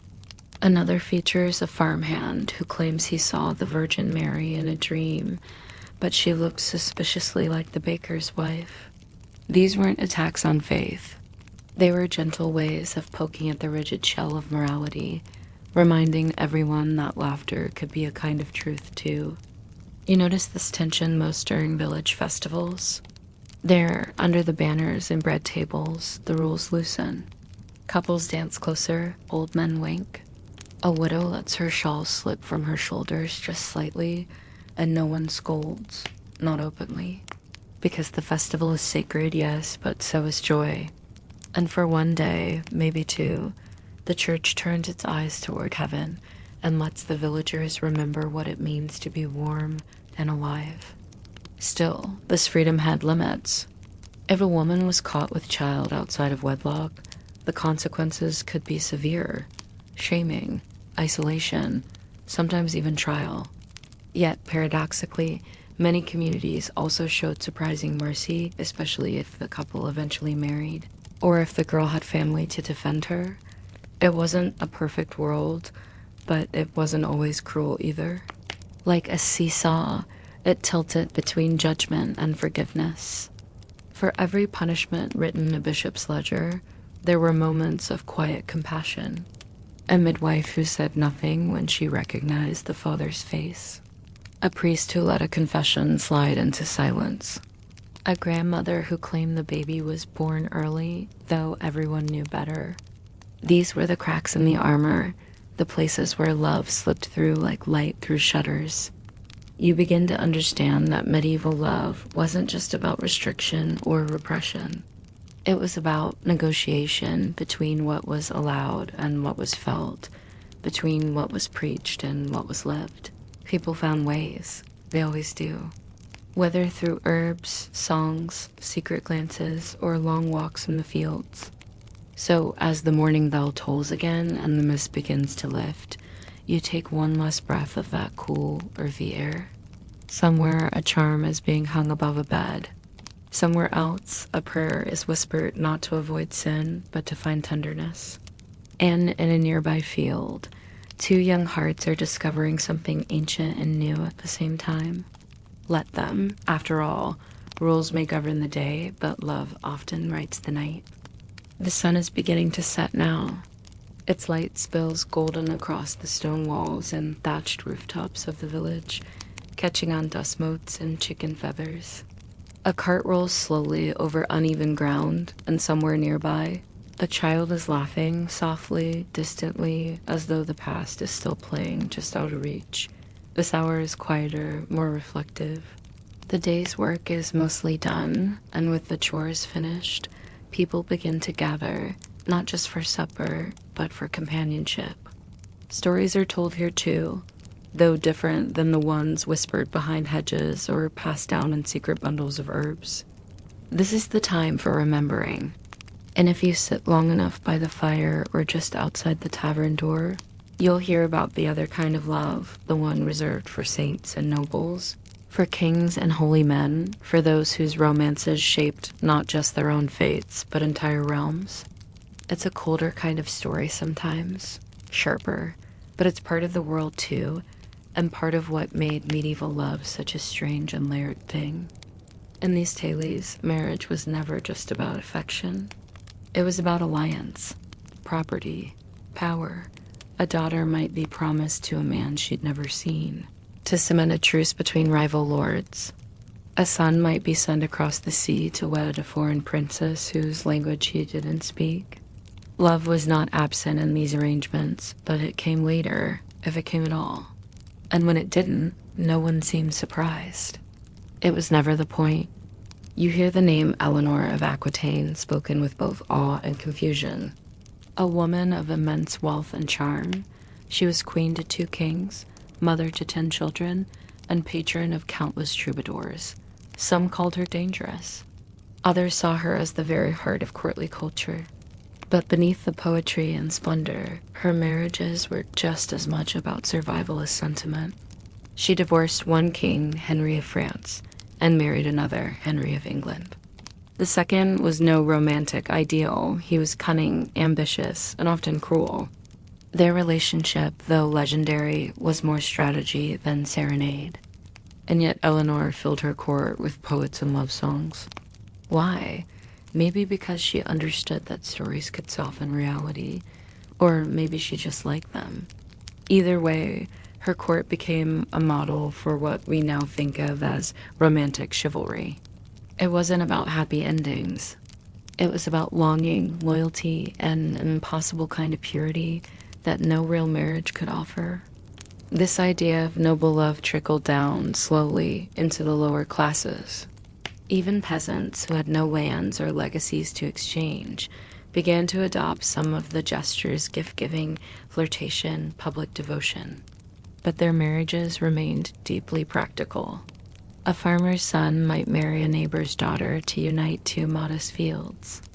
A baker's apprentice might wed a widow twice his age because she had her own oven and customers. Emotion was not excluded, but it was never the first question. Could they survive together? Could they raise children, hold land, tend beasts? Still, even among the most pragmatic unions, there were glimmers of affection.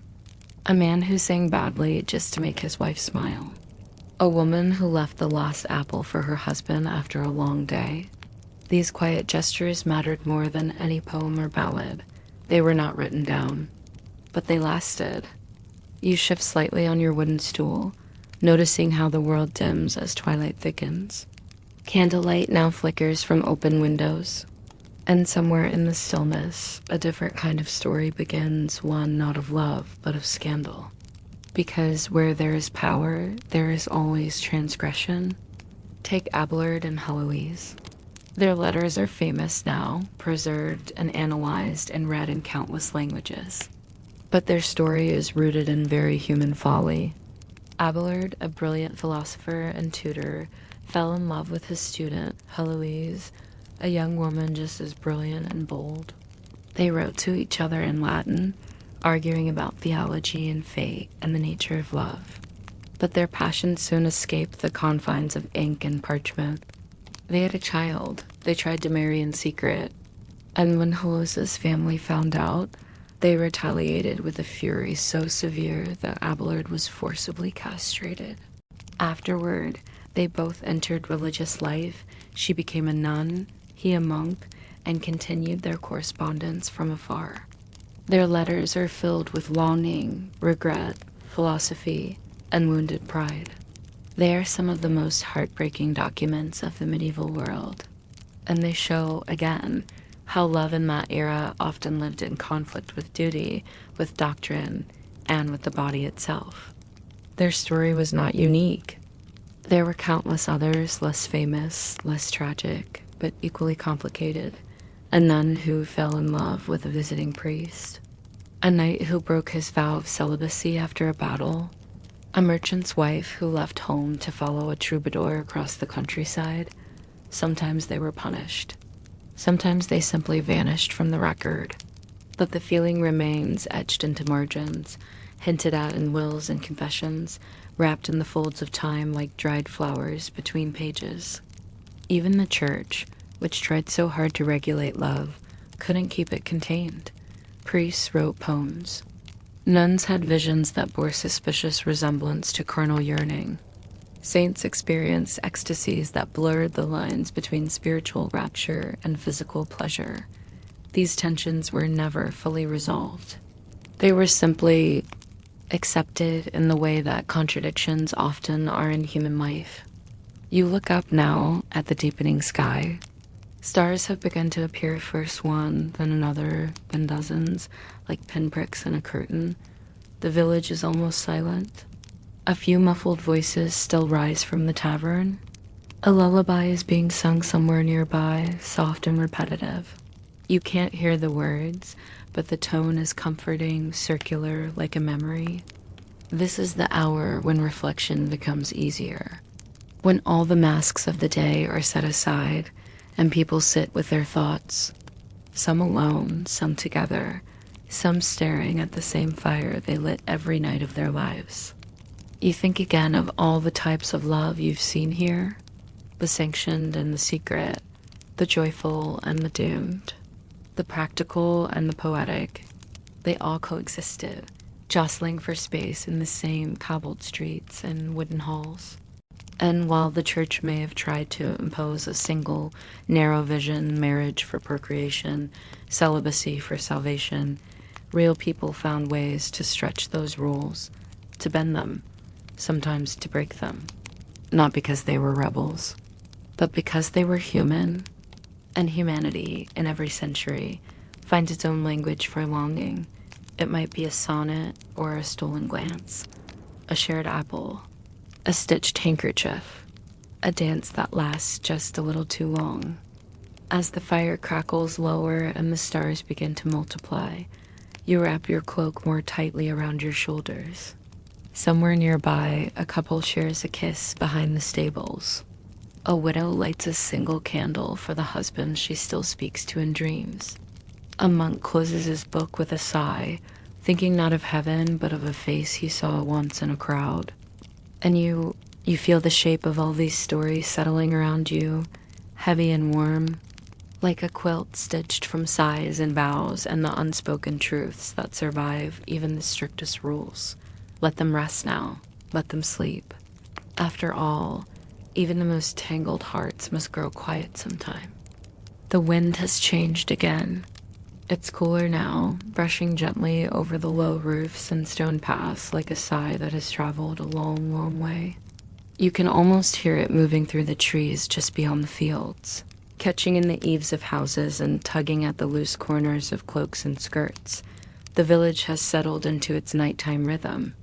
Lanterns glow behind shutters, dogs curl at doorsteps, and the last bits of bread are soaked in warm broth as the day's final meal is taken in thoughtful quiet.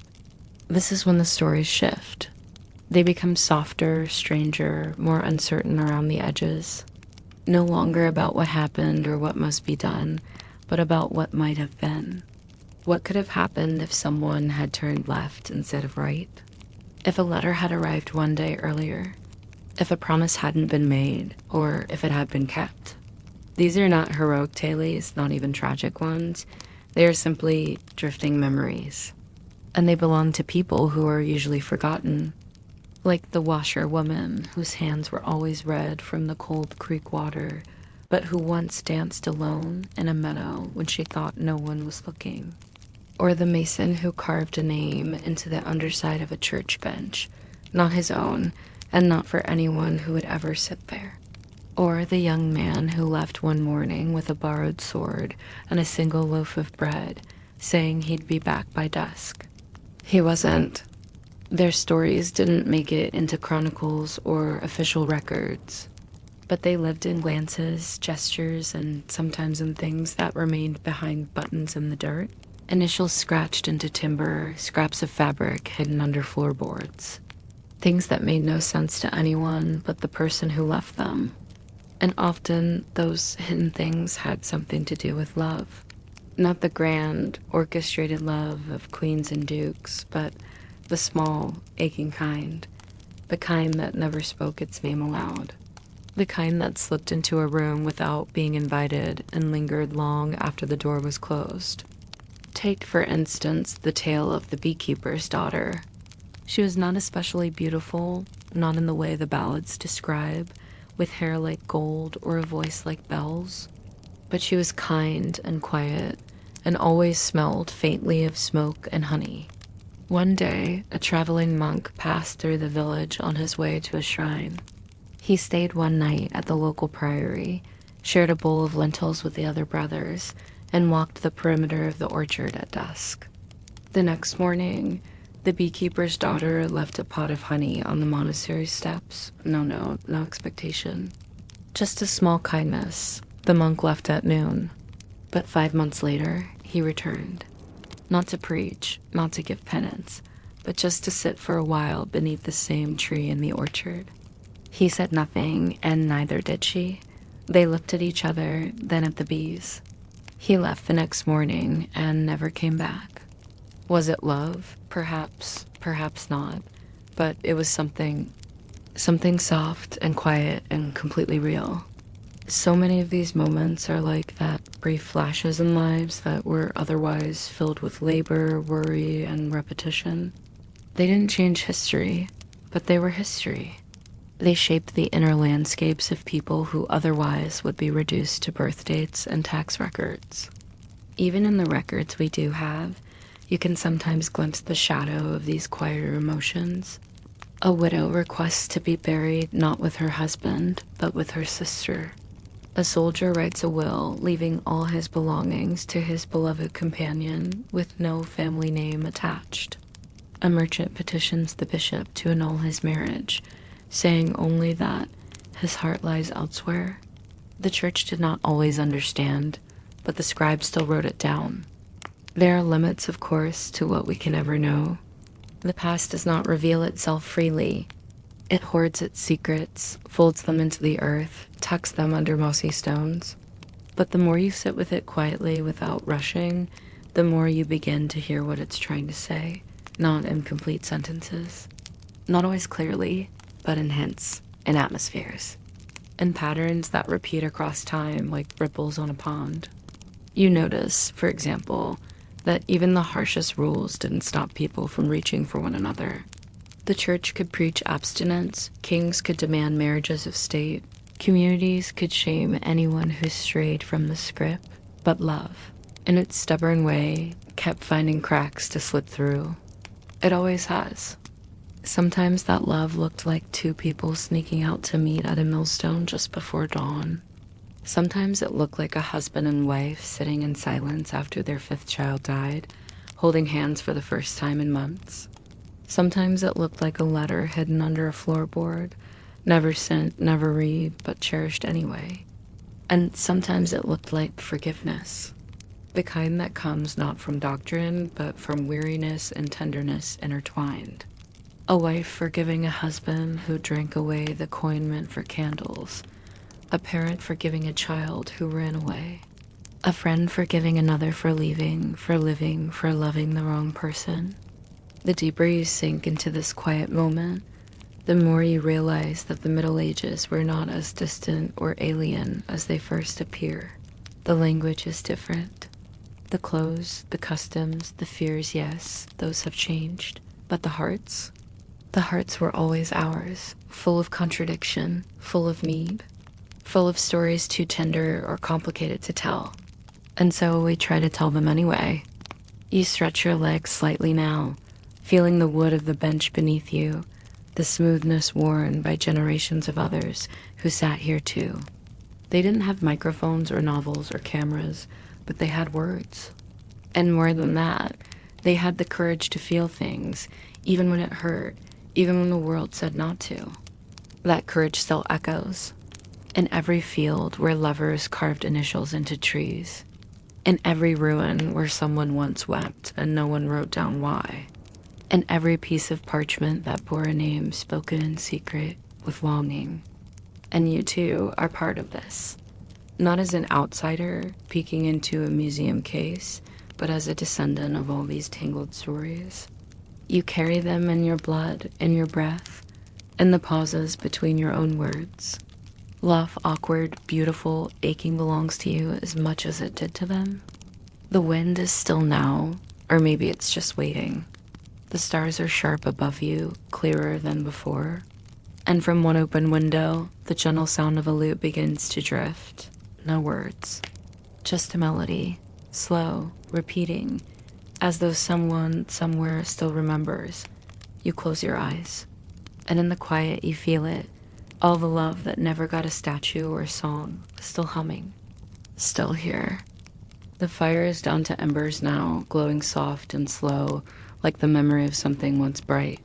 Shadows move gently across the stone floor, and the room feels smaller, safer folded and upon itself, like a blanket wrapped around a long, quiet dream. Outside, nothing stirs. The chickens are asleep. The horses are still, and even the owls, wide-eyed watchers of the dark, seem to pause and listen. This is the moment when time thins, when past and present lose their sharp outlines, when stories slip more easily between what happened and what might have. It's here in this hushed, weightless pause before dawn that we remember not the battles or the kings, but the whispers, the breath caught in the throat, the silence after a name is spoken and not answered. Every age ends with forgetting. Old beliefs are swept away. Walls crumble. Names fade from gravestones. But sometimes, if you're quiet enough, if you lean in, just so you can still catch the echo of what once was. And the echoes we've listened to tonight, they weren't about empires or miracles. They were about people, ordinary people, and the quiet gravity of their lives. People who worked and waited and hoped. People who believe things deeply sometimes, things we no longer understand, or things we now call superstition, but believe them nonetheless, with the kind of seriousness that shapes a life. People who looked at the stars and thought they meant something, who lit candles and crossed themselves, not out of habit, but out of fear or longing, or a fragile hope that someone, something might be listening. They lived in worlds ruled by weather and saints and chance. A good harvest could mean survival. A single fever could mean death. So they learned to watch for signs. The way a crow circled a house, the smell of the river after rain, the flicker of flame during a prayer. And they passed those signs down, not always in books, but in lullabies, kitchen talk, and stories told near the hearth. Stories half true and half wished for, woven from scraps of wonder and warning. Some of those stories were meant to soothe, a charm against nightmares, a spell for colicky infants, a whispered blessing before travel. Others were darker cautionary tales told in the same tone one might describe a neighbor's poor fortune. Don't whistle after sundown, someone might say, or the spirits will think you're calling them. Or, if a mirror breaks while you're carrying, your child will never speak. These weren't rules, exactly, more like folded pieces of invisible thread. Ways to keep the world stitched together. We've drifted through so many of those threads tonight. Threads tied to things long vanished, monasteries now in ruins, villages buried under highways, fields gone to dust or covered in concrete, but for a few hours, they were whole again. And in that space, the people who once lived there breathed again quietly. Yes, but unmistakably. Perhaps you found a little of yourself in them, in the girl weaving flax by candlelight, in the old man watching storms with his weather-bone hand, in the mother marking feast days on the wall because calendars were for nobles. These lives, so often lost in the noise of history, have a shape that still fits us. The ache for meaning, the need to be seen, the way we hold on to tiny rituals, even when we don't quite know why. There's something beautifully human in that, in the way we keep creating patterns, even in chaos. The way we keep telling stories, even when no one writes them down. Even when the ink runs out, or the paper burns, or the tongue forgets its own words. The story finds a way.